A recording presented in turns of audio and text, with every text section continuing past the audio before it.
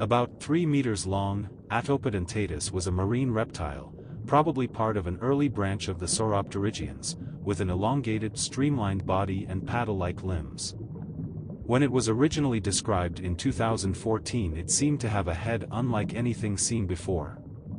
The skull of the only known fossil specimen was incomplete and badly crushed, but it was reconstructed as having a downward hooking upper jaw with a vertical split in the middle forming a zipper-like row of teeth. But then just 2 years later some more complete skulls were discovered and revealed something completely different. The projections on Atopodontatus' snout actually stuck out to each side in a wide flat hammerhead shape on both its upper and lower jaws. It also seems to have been a rare example of a herbivorous Mesozoic marine reptile, probably rooting around on the seafloor with its shovel-like mouth, using its chisel-shaped front teeth to scoop up mouthfuls of algae and other marine plants and then straining out the water through its closely spaced needle-like back teeth.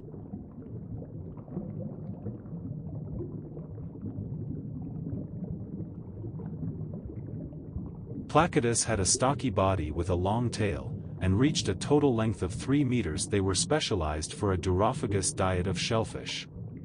Chisel-like incisors protruded from the anterior margin of the snout, and were probably used to pluck hard-shelled benthic prey from the substrate. The back teeth were broad and flattened, and would have helped to crush the prey.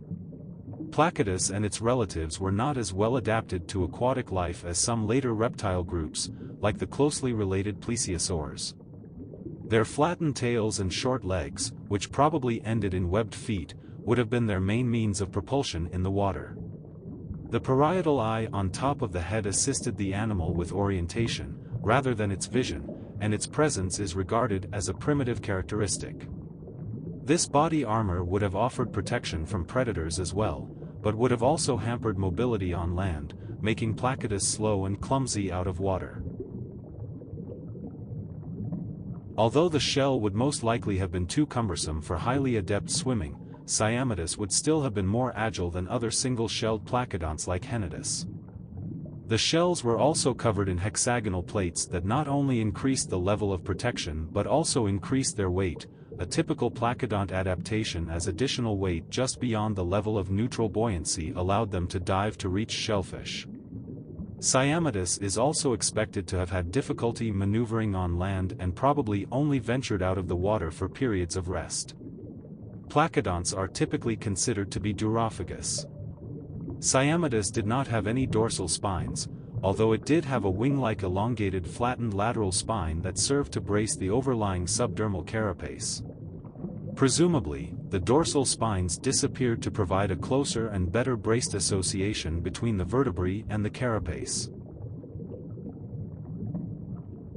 Known from the late Triassic of Europe, and reaching about 1.8 meters in length, Cephaderma was one of the largest and last members of the placodonts. Despite looking rather like a turtle, it actually evolved its armored carapace completely independently, although it was closely related to the true turtles, along with the Plesiosaurs. It had a narrow pointed snout, probably used to probe around on the muddy seafloor for shellfish, which it then crushed with the large flat teeth on the roof of its mouth. Its limbs were well developed, and were likely its main source of propulsion in the water, while its hoof-like claws suggest it was also well suited to walking around on land.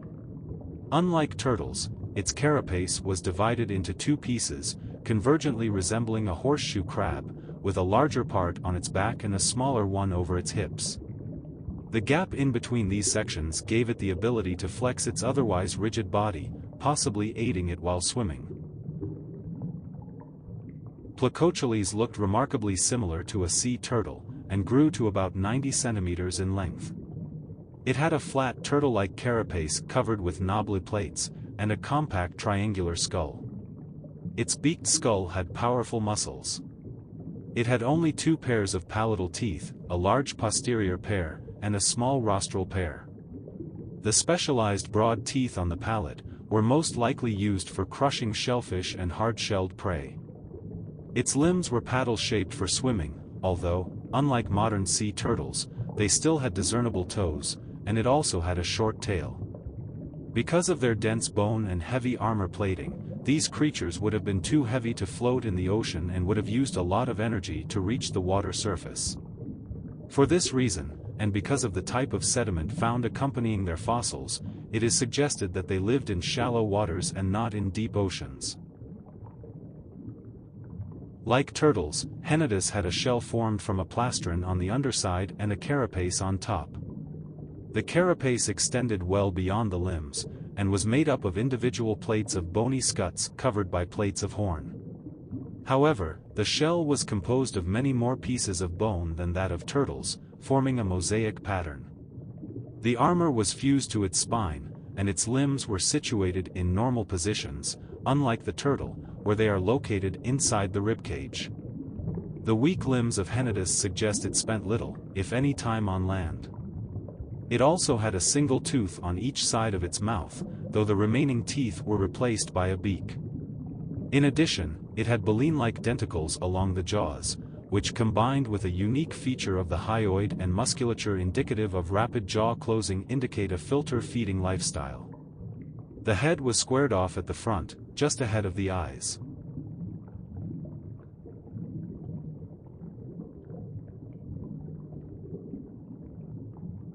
The skull of Pistosaurus generally resembles that of other Triassic sauropterygians. However, there are several synapomorphies that make it distinguished: the long, slender snout, the possession of splint-like nasals that are excluded from the external nares, and the posterior extension of the premaxilla to the frontals. Based on synapomorphies, it is more closely related to Plesiosauria than to Nothosaurus. It was about 3 meters long, and had a body form resembling that of Nothosaurs, aquatic reptiles that flourished during the Triassic. However, the vertebral column was stiff, like that of a plesiosaur, implying that the animal used its paddle-like flippers to propel itself through the water, as the plesiosaurs probably did. The head also resembled that of a plesiosaur, but with the primitive palate of a nothosaur, and numerous, sharp teeth ideal for catching and eating fish. Augustosaurus measured around 3 meters long and weighed 100 kilograms. Its skull shares many general characteristics with its relative, Pistosaurus, such as tall, blade-like upper temporal arches. The skull's elongated rostrum tapers to a dull point. The anterior premaxillary and maxillary teeth have been described as fang-like, and the squamosal makes a box-like suspensorium. The dorsal neural spines of Augustosaurus are low with rugose tops. Its coracoids are large plates similar to those in other plesiosaurs. However, the coracoid foramen is missing from Augustosaurus, in a way similar to those in the Pistosauroid Corasaurus. Its cervical ribs have anterior process, and like most plesiosaurs, Augustosaurus vertebrae have thickened transverse processes.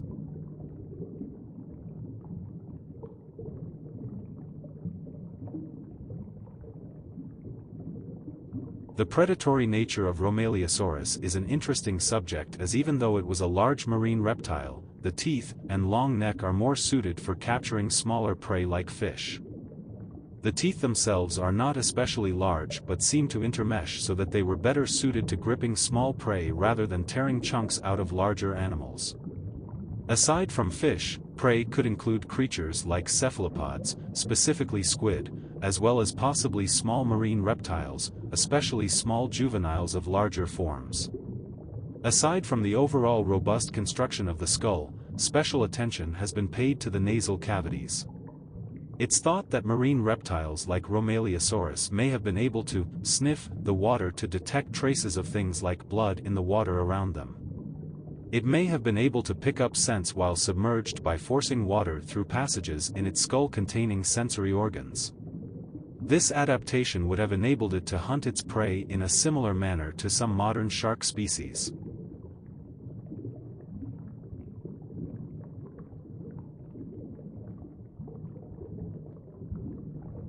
Plesiosaurs first appeared in the latest Triassic period, possibly in the Rhaetian stage, about 203 million years ago.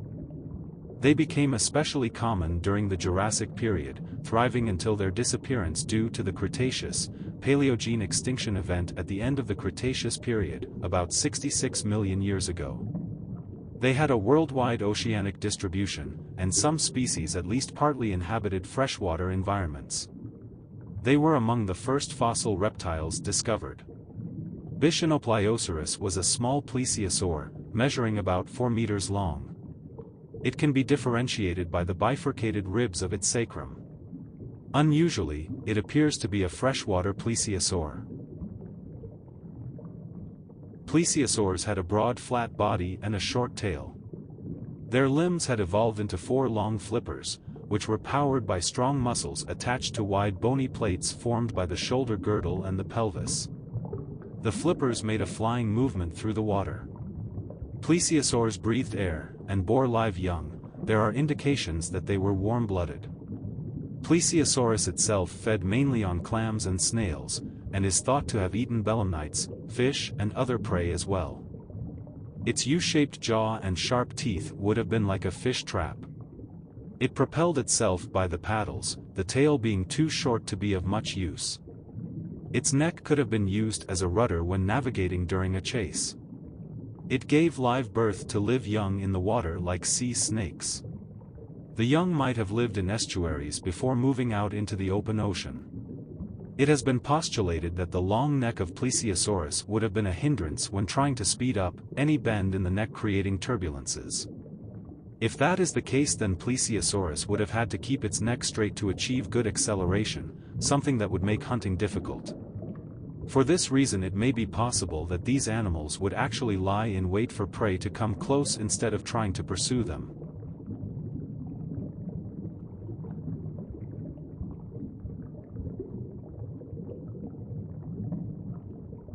The distinctive 4-flippered body shape has caused considerable speculation about what kind of stroke plesiosaurs used. The only modern group with 4 flippers are the sea turtles, which only use the front pair for propulsion. Conybeare and Buckland had already compared the flippers with bird wings. However, such a comparison was not very informative, as the mechanics of bird flight in this period were poorly understood. By the middle of the 19th century, it was typically assumed that plesiosaurs employed a rowing movement. The flippers would have been moved forward in a horizontal position, to minimize friction, and then axially rotated to a vertical position in order to be pulled to the rear, causing the largest possible reactive force. In fact, such a method would be very inefficient. The recovery stroke in this case generates no thrust and the rear stroke generates an enormous turbulence. Coeliosaurus was a smallish plesiosaur found in Germany during the early Jurassic, about 182 million years ago.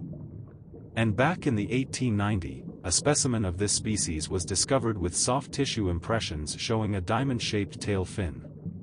But despite us knowing about plesiosaur tail flukes for such a long time, they're surprisingly underrepresented in reconstructions, never seeming to have become associated with the popular image of these animals in the same way that early pterosaurs' tail veins did.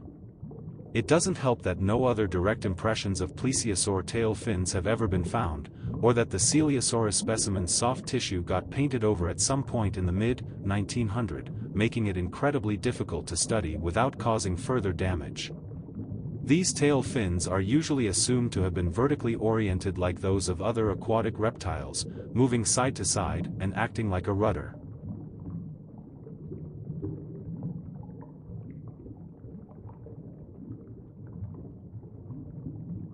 Cryptoclididae was a medium-sized plesiosaur, with the largest individuals measuring up to 4 meters long and weighing about 750 kilograms. The fragile build of the head and teeth preclude any grappling with prey and suggest a diet of small, soft-bodied animals such as squid and shoaling fish. It may have used its long, intermeshing teeth to strain small prey from the water, or perhaps sift through sediment for buried animals. Cryptoclididae may not have been a completely marine creature, with many theories and popular depictions showing Cryptoclididae to spend considerable time on the land and only really going into the water to feed. In reality, it is impossible to say how it divided its time between the water and land. Also, although land movement would have been possible for Cryptoclididae, it would have been a much more graceful creature while in the water.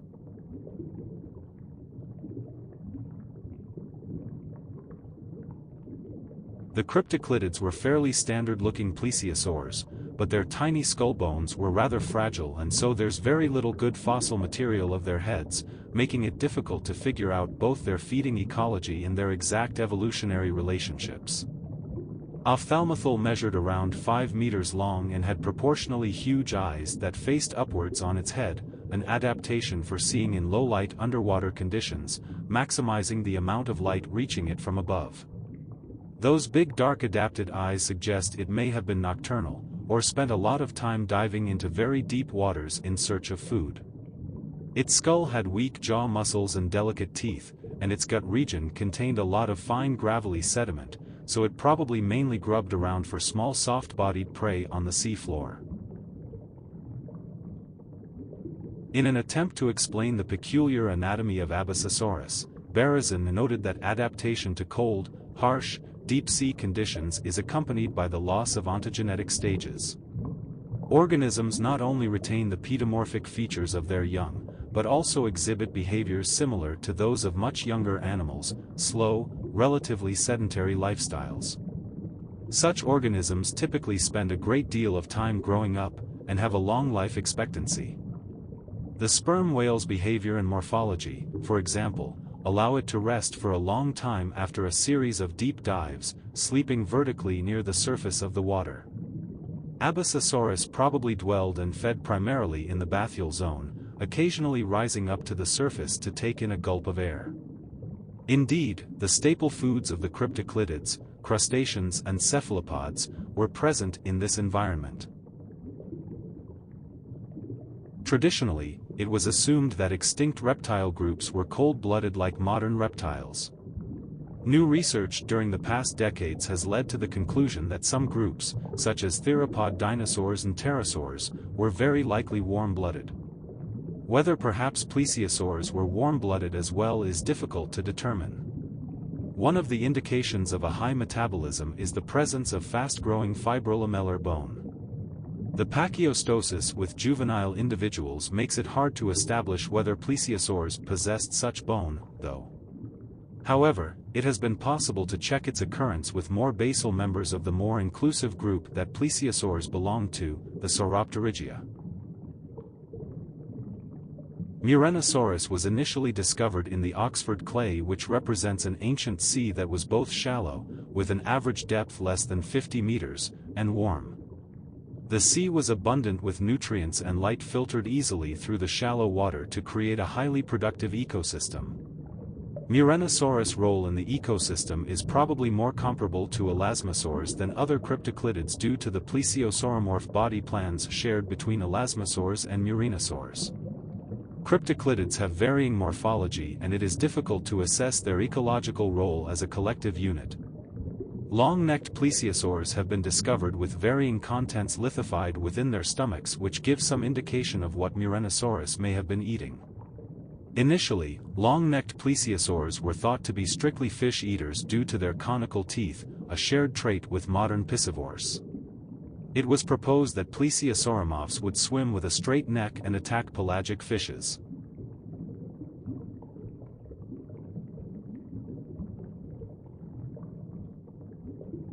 Elasmosauridae is an extinct family of plesiosaurs, often called elasmosaurs.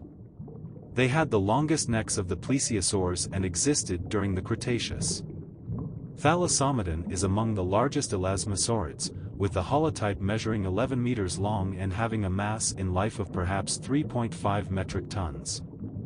The neck is also very long. It comprises at least 50 vertebrae and is about 5.5 meters long, virtually half of the total length. Stones have been found in its stomach area, leading some to theorize that they were used for ballast or digestion. If the latter, stomach action would cause the stones to help grind ingested food. Styxosaurus was one of the largest known elasmosaurids, named after the mythological river separating the worlds of the living and the dead. Reaching around 11 meters long, with half of that being entirely neck, it lived during the late Cretaceous period about 83 to 80 million years ago in what is now the American Midwest, a region that at the time was submerged under a large inland sea. With pointy interlocking teeth in its proportionally tiny head, it would have fed on slippery aquatic animals like fish and cephalopods, possibly using its long neck to get up close to its targets while the bulk of its body remained out of sight in dark murky waters. Large numbers of gastroliths found in the stomach regions of some specimens would have been used to grind up the hard parts of prey items after they were swallowed whole.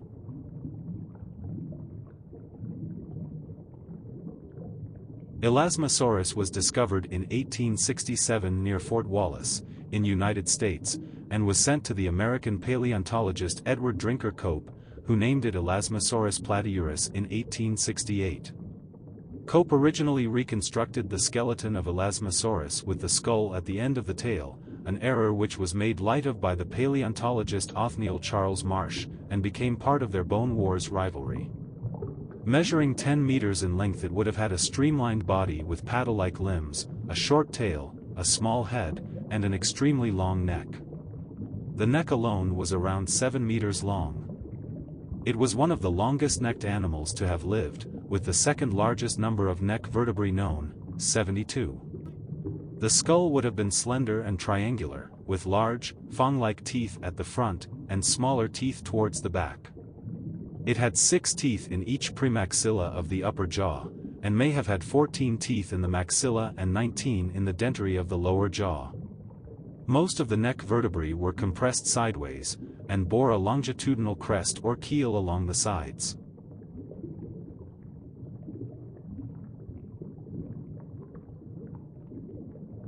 The size of Pistosaurosaurus has been estimated within the range of 8 meters in length.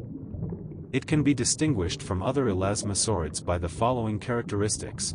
There is a long distance between the eye sockets and nostrils, the interclavicles and clavicles are fused, and the anterior edge is bent, the humerus is relatively long, and the femora are slim and show prominent muscle scars.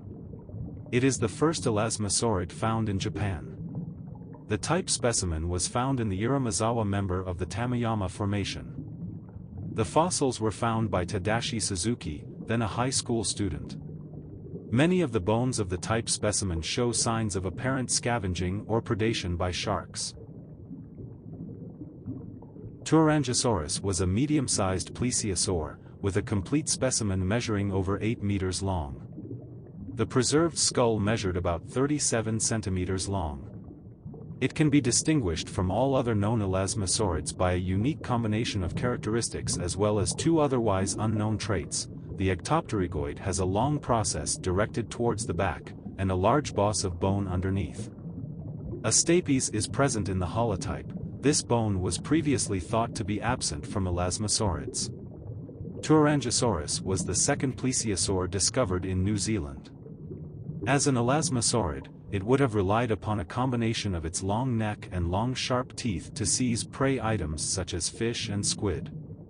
Skeletons have also been discovered with gastroliths, stones, in their stomachs, though whether to help break down food, especially cephalopods, in a muscular gizzard, or to vary buoyancy, or both, has not been established.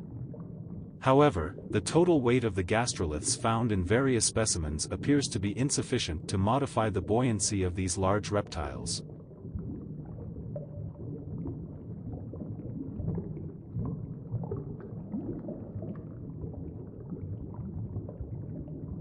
When Morchinaria was living, Antarctica was part of the massive southern supercontinent of Gondwana, but it was drifting further south at the time.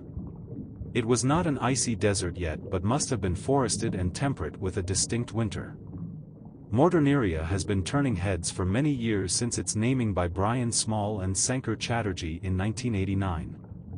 Certainly, it was not the only one of its kind to have evolved. In spite of everything else, it still did have the typical plesiosaur features, a testament to their adaptability and overall staying power. These animals did have the long neck, 4 flippers and small, robust body that all their relatives had, but Morchinaria especially is known for its hoopy jaws. Its describers thought that its short, non-interlocking teeth were for trapping especially small prey and then left it at that for a number of years. According to the newest findings, Morchinaria had tiny, needle-like teeth that stuck outwards from the jaw, and the jaw itself was wide but very thin. So thin in fact that they might have shattered on impact with large, struggling prey items like fish and squid. Mortorneria was possibly a cold-water animal by all counts, and these waters normally have more dissolved nutrients and plankton than warmer regions. Elasmosaurids are often depicted with noodly swan-like necks, but they were probably actually quite stiff and inflexible in life. There's some variation in the sizes and shapes of their teeth, so it's likely each species was specialized for slightly different feeding. Living during the mid-Cretaceous of Colombia, Levanectes would have been fairly large at around 9 meters long, slightly bigger than the other elasmosaurid species known from the same ancient marine deposits. It had a reduced number of teeth in its jaws, but these teeth were also proportionally larger, suggesting that it may have been tackling bigger, tougher prey than its relatives. Unfortunately, it's currently only known from a single partial skull, so we don't have any other clues about its ecology.